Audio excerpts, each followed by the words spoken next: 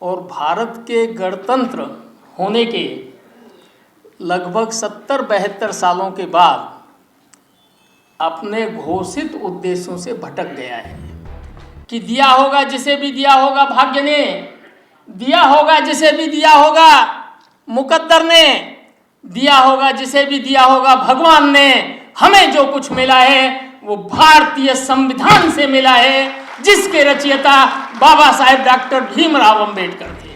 हमारा ये मांग रहेगी कि कास्ट सेंसस इस चार्टर ऑफ डिमांड के अंदर इंक्लूड किया जाए और इस बात के लिए भी आंदोलन चलाया जाए कि 2011 में जो जातीय जनगणना हुई उसे प्रकाशित किया जाए।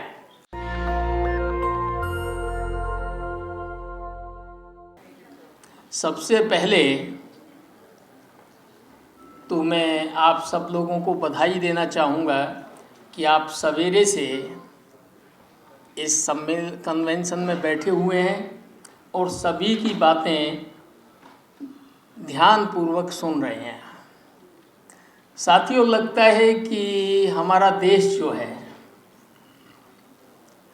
वो आज़ादी के 75 वर्ष बाद और भारत के गणतंत्र होने के लगभग 70-72 सालों के बाद अपने घोषित उद्देश्यों से भटक गया है।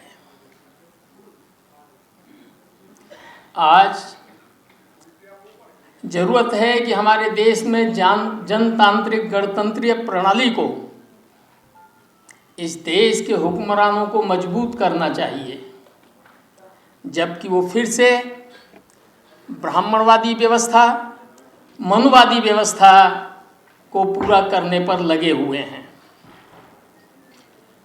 मनुवादी व्यवस्था व्यक्ति के पैदा होने पर कहती है, इस देश के अंदर जो कास्ट सिस्टम है उसके बारे में कहती है कि ब्राह्मण ब्रह्मा के मुंह से पैदा हुआ है, क्षत्रिय भुजाओं से पैदा हुआ है और वैश्य उदर से पैदा हुआ है, शूद्र पैरों से पैदा हुआ है। ये मनुवाद कहता है। हमारे देश के हिंदू धार्मिक ग्रंथ ये बोलती हैं, मगर हमारा ये मानना है कि इंसान अगर पैदा होता है तो वो अपने माँ बाप के असीम प्रेम से पैदा होता है, न कि मुंह से पैदा होता है, न पेट से पैदा होता है, न भुजाओं से पैदा होता है। इसके साथ एक और कहानी वो कहती हैं कि आपको जो अधिकार शास्त्रों ने दिए हैं, जो अधिकार आपको मनु ने दिए हैं, यही आपके भाग्य में लिखा है और इसी तरह आपको रहना है जो शास्त्र कहते हैं। हमारा उनको कहना है कि दिया होगा जिसे भी दिया होगा भाग्य ने, दिया होगा जिसे भी दिया होगा मुकद्दर ने, दिया होगा जिसे भी दिया होगा भगवान ने। हमें जो कुछ मिला है वो भारतीय संविधान से मिला है, जिसके रचयिता बाबा साहेब डॉक्टर भीमराव अंबेडकर थे।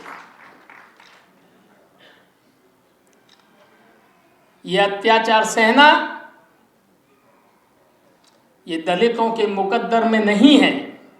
और हम एक और कहना चाहते हैं, एक बात और, कि अनुसूचित जाति और अनुसूचित जनजातियां ये आपके कास्ट सिस्टम में नहीं आती, न ये शूद्रों में आती हैं और न ही ये ब्राह्मणों में आती हैं। अनुसूचित जातियां, अनुसूचित जनजातियां ये अलग से आउटकास्ट है, इसका कहीं पर भी कोई वर्णन नहीं है। 1930 के अंदर अंग्रेजों ने यहाँ एक जातिगत जनगणना कराई थी, जिसको प्रकाशित किया गया था 1935 में।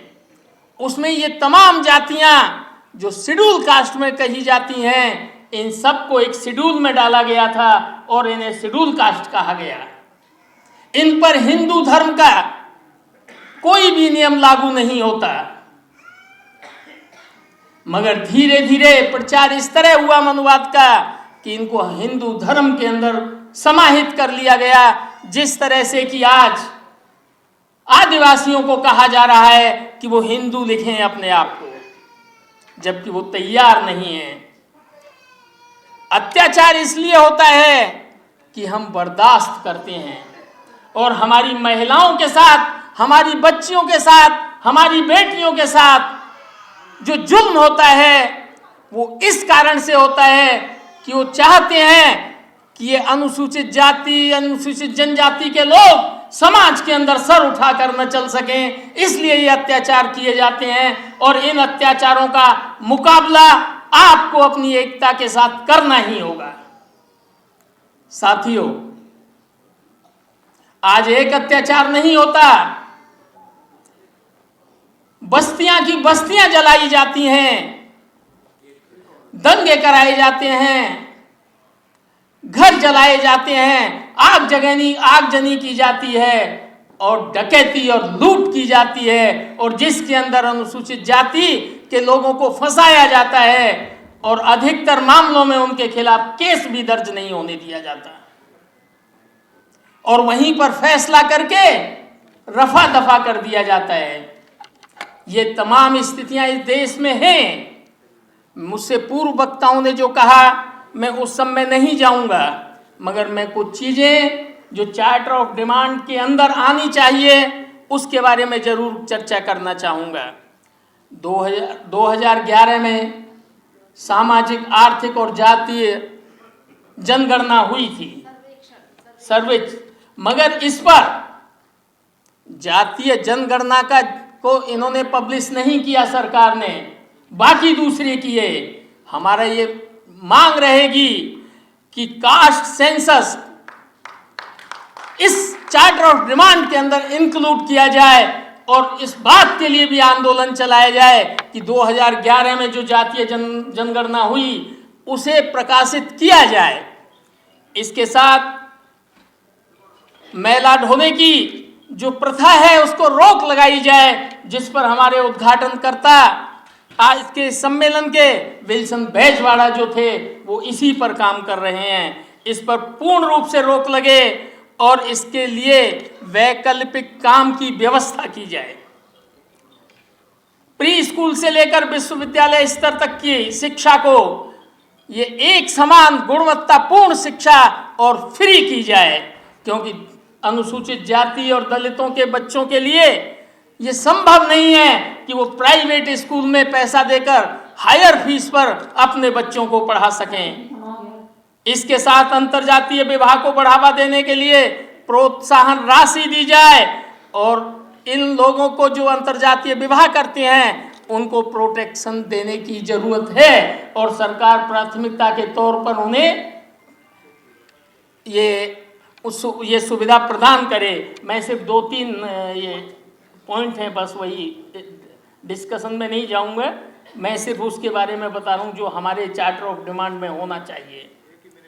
हाँ, 1 मिनट। साथियों, नई श्रम संहिताओं, नए कृषि कानूनों और बिजली संशोधन बिल जो 2020 में पारित किए गए, इनको तुरंत रद्द किया जाना चाहिए।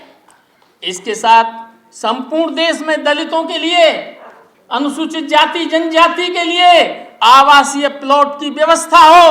अगर सरकार कहे कि हमारे पास जमीन नहीं है, तो हम उन्हें कहना चाहते हैं, जब आप पूंजीपतियों को जमीन एक्वायर करके उनको फैक्ट्री बनाने के लिए प्लॉट आवंटित कर सकते हो, तो अनुसूचित जाति के लोगों के लिए रहने के लिए आप प्लाट की व्यवस्था कीजिए, जमीन एक्वायर कीजिए और इनके बीच में बंटवारा कीजिए, और इसे बनाने के लिए कम से कम 5 लाख रुपए घर बनाने के लिए सुविधा दीजिए।